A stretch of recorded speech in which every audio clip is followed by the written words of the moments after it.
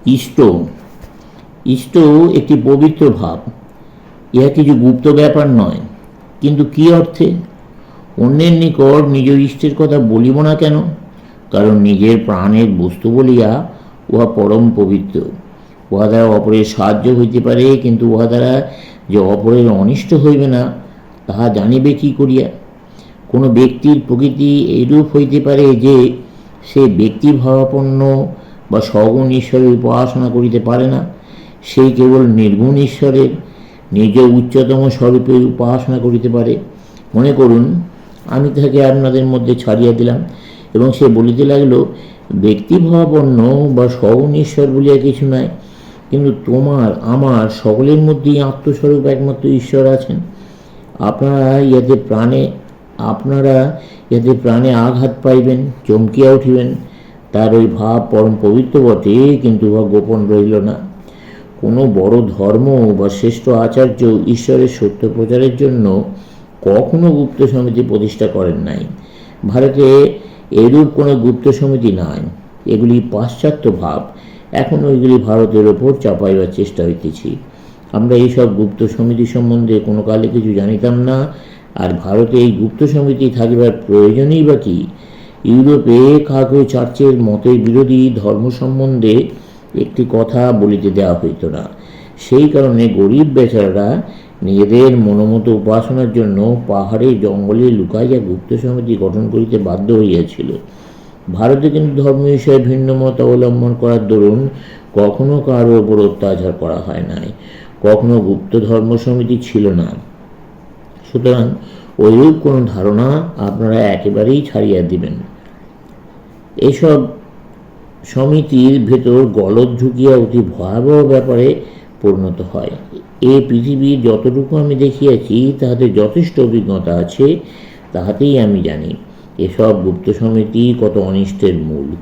কত সহজে এগুলি বাধাহীন প্রেম সমিতি ও ভূতুরে সমিতি হইয়া দাঁড়ায়।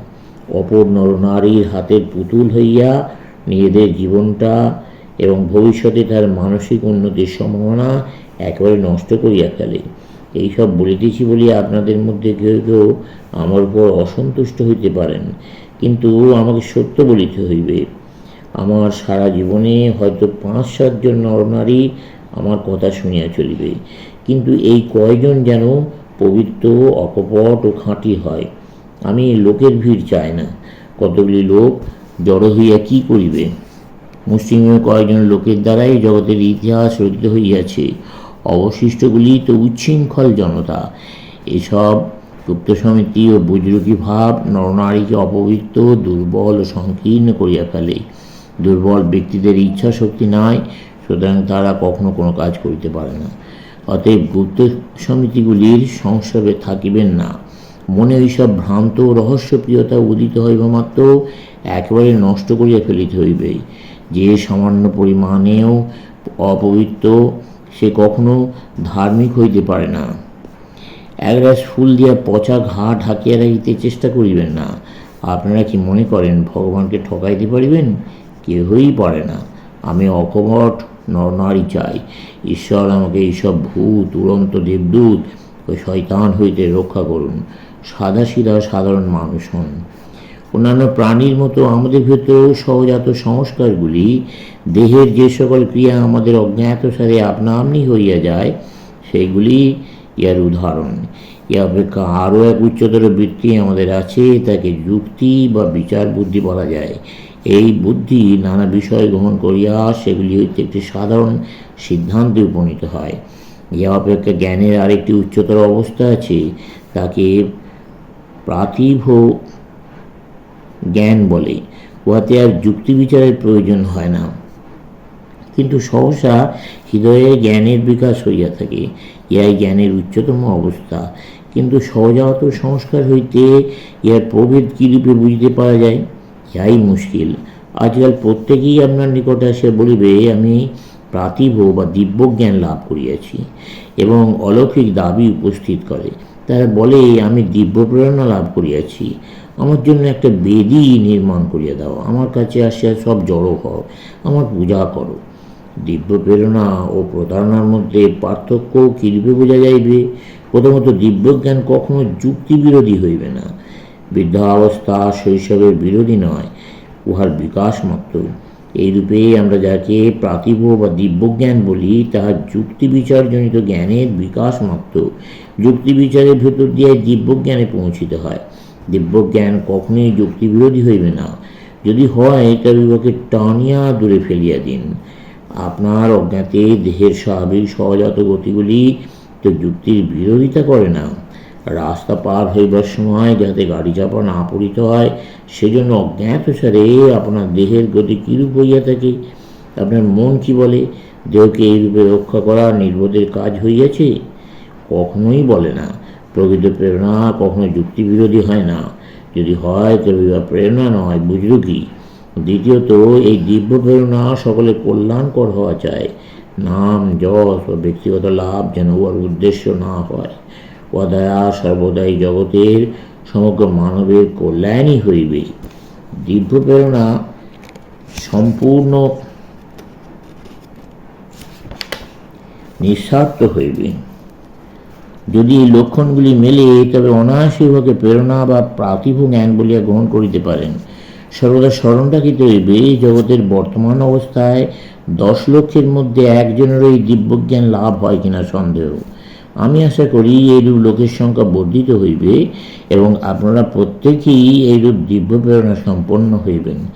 এখন তো আমরা ধর্ম লইয়া ছেলে খেলা করিতেছি মাত্র। এই দিব্য প্রেরণা হইলেই আমাদের যথার্থ ধর্ম আরম্ভ হইবেই।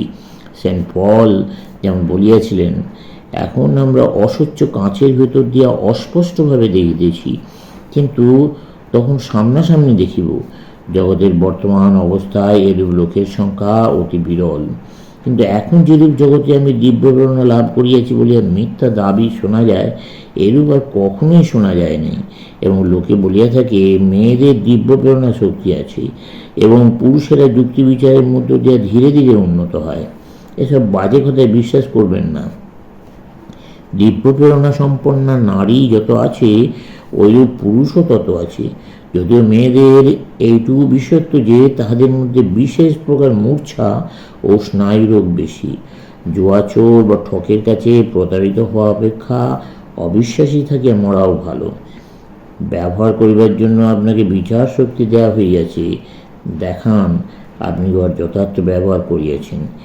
ওইরূপ করিলে পর উহা অপেক্ষা উচ্চতর বিষয়ে হাত দিতে পারবেন।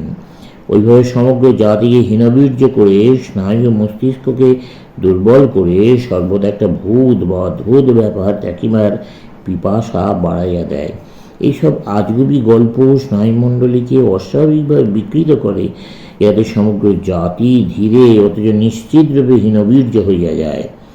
আমাদেরকে সর্বদা স্মরণ রাখিতে হইবে যে ঈশ্বর প্রেম স্বরূপ, তিনি এসব অদ্ভুত ব্যাপারের ভেতরে নাই। উষিতা জাহ্নবী তীরে কুপঙ্খনতি দুর্মতি। সে মূর্খ যে গঙ্গা তীরে বাস করিয়া জলের জন্য একটা কূপ খুঁড়িতে যায়। সে মূর্খ যে হীরার খনির নিকট থাকিয়া কাঁচ খণ্ডের অন্বেষণে জীবন অতিবাহিত করে। ঈশ্বরই সেই হীরকখনি। আমরা ভূতের অথবা এরূপ সমুদয় উড়ন্ত পরীর গল্পের প্রতি বৃথা আসক্ত হইয়া ভগবানকে ত্যাগ করিতেছি, যা বাস্তবিক আমাদের মূর্খতা। ঈশ্বর, পবিত্রতা, আধ্যাত্মিকতা প্রভৃতি ছাড়িয়া এসব বৃথা বিষয়ের দিকে ধাবমান হওয়া অবনতির লক্ষণ। পরের মনের ভাব জানা। 5 মিনিট করিয়া যদি আমাকে প্রত্যেকের মনের ভাব জানিতে হয়, তাহলে তো আমি পাগল হইয়া যাইব। তেজস্বী হও, নিজের পায়ের উপর দাঁড়াইয়া প্রেমের ভগবানকে অন্বেষণ করো। ইহাই শ্রেষ্ঠ শক্তি। পবিত্রতার শক্তি অপেক্ষা আর কোন শক্তি বড়? প্রেম ও পবিত্রতায় জগৎ শাসন করিতেছে। দুর্বল ব্যক্তি কখনো এই ভগবত প্রেম লাভ করিতে পারে না। অতএব শারীরিক, মানসিক, নৈতিক বা আধ্যাত্মিক কোনো দিক দিয়ে দুর্বল হইবেন না। ওইসব ভুতুরে কাণ্ড কেবল আপনাকে দুর্বল করিয়া ফেলে। অতএব ওইগুলি পরিত্যাগ করিতে হইবে। ঈশ্বরই একমাত্র সত্য, আর সব অসত্য, অনিত্য। ঈশ্বর লাভের জন্য সমুদয় মিথ্যা ত্যাগ করিতে হইবে। অসার, অসার, সকলই অসার। শুধু ঈশ্বরকে ভালোবাসা ও তার সেবা করা ছাড়া আর সবই বৃথা। সমাপ্ত।